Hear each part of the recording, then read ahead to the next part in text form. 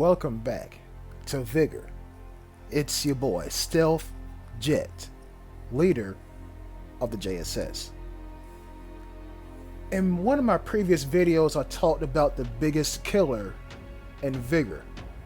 And in my opinion, the biggest killer in Vigor is not a person. It's a trait. And that trait is greed. That's my opinion. But the second biggest killer, in my opinion, is radiation. There comes a point at which you have to know, I need to leave. There comes a point at which you know, once you pass a certain point in the encounter, time-wise, you're dead. In this video, you're gonna hear me say, I'm gonna die at this point. Because it's all well and good to get all the kills, all the loot, and that's all well and good. But if you don't leave, then what's the point? That's if you become a threat, right? If you become a threat and you don't leave, that's like buying a Corvette, but forgetting the rims and wheels. Well, rims and tires. That's how I see it. But enough of the preface. Let's talk about the gameplay. So I spawn up here on Sagbruk, and looking at the map, I realize the detector is right in front of me. It is. And I do know, because I got killed right here in this exact location, because I was looting this area and I spawned on the other side, somebody's nearby. I did not even need to wait for them to hit a detector. I just knew they were here because of where I spawned at last time and I got killed. So, what I'm thinking right now, dude hit the detector. He knows there's somebody around him. He knows that they're on this side of the house. I don't know where he's at. But he's still over there. Gotta be. Because number one, I don't hear anything. Number two, that comm station has not been hit yet. Now you see, if you felt safe, wouldn't you hit that comm station immediately? But he doesn't want to give away his location, so that's why he didn't hit it. So what I'm going to do is I'm going to play to his fear and place a transmitter right here behind this rock. And that could have been him hitting the comm station just then. So I think, turn around and look. And while I'm jumping here, I'm waiting to hear footsteps while I'm in midair. But I don't hear anything. But then it comes back to me. Just loot. Don't worry about him. Don't worry about him. You need to get your XP up. You need to get your weight up. Let's go. But I can't help it. I pretty much did a semicircle around his position. Still didn't hear anything. So now I give up the potential pursuit and or potential gunfight. And I start heading to the sawmill. And so once I get to pretty much this point, I'm just like, okay, somebody has to be here. Somebody's always at a sawmill. Always at the sawmill.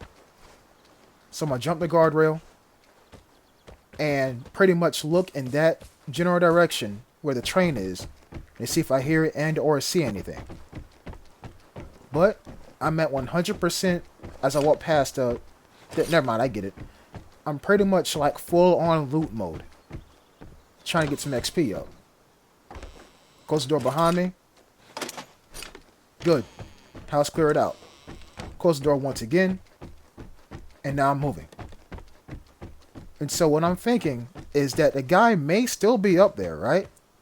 Because if he uses a PSD, it's going to pick up my transmitter and not me. So I won't know if he's coming near me. But what I can do is hit this tower to ensure I don't get pinged. At least that's what I'm thinking. I'm not really too sure about the game mechanics and how that works. But what I'm thinking is, if he uses a PSD after he found my transmitter and destroyed it, then he shouldn't detect me because I am in a jammed area. It makes sense in my head. I'm not really too sure about that. So, RolyTrolley64, member of my Discord server, if you are watching this video, I need you to confirm that for me. But there goes the time safe. And I was trying to see if I can get lucky just now, but it didn't work out. There goes the time safe, right? So what am I thinking? Sneak around back while still looting. Sneak around back and see if I can catch old boy. Turns out he caught somebody else, or somebody else caught him. And that's definitely a bugle. And so I hear wooden footsteps, right? Going right up the stairs, so I hide. Right behind here. Goes upstairs. And he uses the phone. Goes right back down. And so I'm thinking, where is he going to go next? But then somebody uses the detector once again. So that may just be the same guy, still paralyzed in fear that somebody's near him. So that's one person I don't got to worry about, at least for now. Now he went around this corner. But I don't hear the time safe padlocks being unlocked. I'm trying to stalk him, right? I'm trying to listen. But it's kind of hard to listen when A, somebody hits a tower, and B, there's a phone going off. If he's nearby, he's being really, really quiet. And that's a random alarm trap. Not a car, but an alarm trap. Now, why would somebody place an alarm trap over there? Maybe because they were going for the time safe and they wanted to make sure nobody was sneaking up behind them. And as I say that, watch. Whoever is inside that shelter is going to come outside and investigate. Like an old man when he sees kids on his yard. See? I'm like 80% certain that he placed the alarm trap in this general area. And there he goes, right? There he goes. He's trying to see, because some time has passed between that alarm trap and now. He's trying to see if there's anybody outside. But there isn't. So if I was him, I would be sitting pretty uneasy right now. But you see, he's searching. And I'm thinking, if he goes down that corridor, I might can shoot him. 2, 3, 4 times. With the VSS, I could probably kill him. If he's crouch walking. But this guy's movement, he never stops moving. And so whenever he does go down this corridor, it's already too late. He pretty much ran through there at that speed, really. So the tower is still active. And you see him looking behind me because I'm worried about that alarm trap too. Somebody passed through it. And so I'm going to relocate. Now that he's inside that shelter, his vision is cut off from me. But plot twist, he comes back outside. Why? I have no idea. And I'm thinking right here, maybe he's going to investigate the alarm trap. Maybe he's going to exit. But no, I have no idea what this guy's doing. No idea. But I'm about to get third-partied. Now that sucks. I only hit him once out of that entire spray that I did just now. But remember, gunshots attract players. And you see that guy? He was aiming at me the entire time. That's what I get for sitting out in the open. Now, he's seen me run to this corner. And you don't have to be smart to think that I'm hiding behind that fence. The plane is near. Get ready for the airdrop.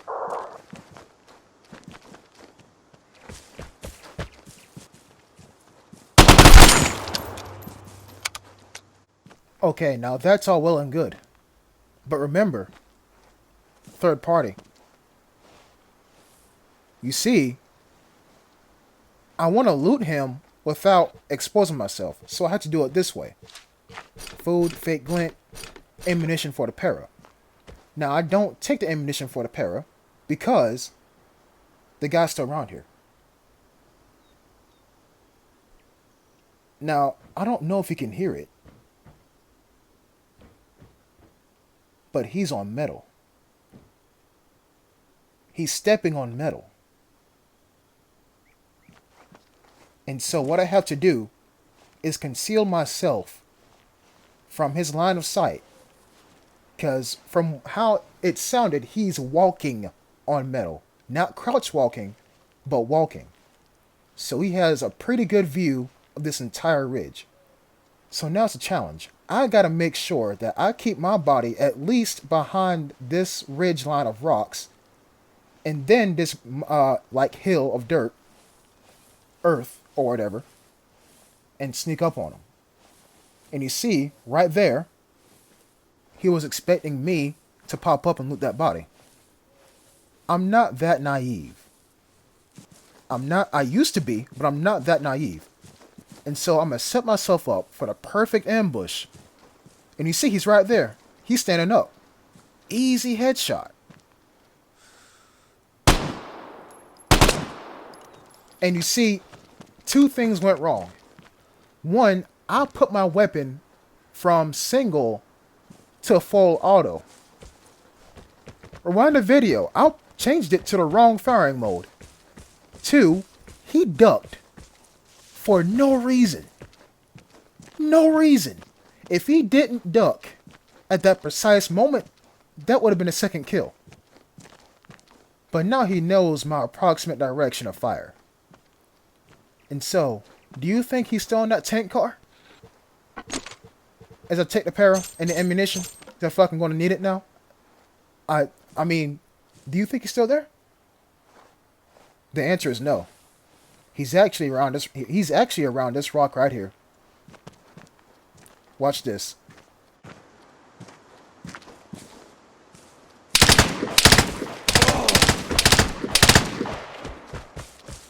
Yeah, I messed that one up. I'm not ashamed to admit it. But the fault is 50-50. His fault, because he ducked for no reason. My fault for putting my weapon on full auto. And you see, he still thinks I'm there. Because I ran to the right in his POV. I ran to the right and then ducked back left. So I'm guessing he threw the grenades in those trees where I ran to. That's what I'm guessing. But now that I know he is around that corner, do you think I'm going to hunt him down once again? I'm trying not to. I have a whole para on my back. Would I trade a Bugle F1 FAMAS for a para? Actually, y'all let me know in the comments section. What I'm going to do here, because I need to hear. I'm going to turn off the music. I'm going to turn it off. Maybe he might be hunting me down. And I need to hear everything. I need to hear everything. But then the thought hits me. If I don't leave right now, I'm going to die. This is the point where I say radiation is going to kill me. And so, what do? Scavenge for some more materials real quick. Real quick. But then a thought hits me. Why not go up on top of the sawmill? And see if I can see him. Jump over here. Crouch. Check the corner. Nothing. If he's still there, he's on the other side of that ridge. If he's still there. But he's making a damn sure good job of keeping his presence hidden. And here comes radiation. Now, here's the thing. You can't turn down the Geiger counter going off. It's under effects. If you turn down the effects audio, you turn off footsteps. You turn off footsteps. And you just heard footsteps just now. And here's what I'm thinking. This guy's hunting me down. He is. Maybe he's seen me walk this way. Maybe he did. And so I'm going to have to use all my eyesight and my ears to move past this loud behind Geiger counter and try to detect this man. And as I'm looking at my health slowly going down, I'm praying that this boat takes electronics. I have 2 electronics, but I don't have 5 fuel. So this is when the thought hits me. As I look at my map, I'm dead. I'm dead. If I go to the left, he's there. I can't run to the right because the exit's too far. Can't run to the top because I'll definitely die. I gave up. I accepted death. I did. Divine intervention. 6 fuel. Look at my health. It's already at halfway. Even if I were to ran to the exit that's down to the west, I guarantee you he's probably there, if not watching the path to there. And so I'm going to take this one. And I'm hiding because he may have heard the boat start up. But I don't hear anything, and I don't see anything. And that's how I left. Whenever you get into a gunfight in this game, remember, you are battling your opponent as well as time. I enter every encounter thinking about radiation. I don't say it in my videos because I'm past it, but every encounter I enter in, I think about radiation. Yes, the timer goes off letting you know it's coming in, but it's on a timer. Everything you do, every action you take, is going to affect your action later on in the game. And that action may take 2 seconds, may take 2 minutes, may take 4 minutes. But I guarantee you, once you hear that timer go off, you think to yourself, I gotta go. If you hear that timer go off and then you hear the Geiger counter go off and you say, I gotta go, you are already in a race against time. You see, back in my day, whenever I first started the game, radiation covered a map slowly, but it killed you in about 20 seconds.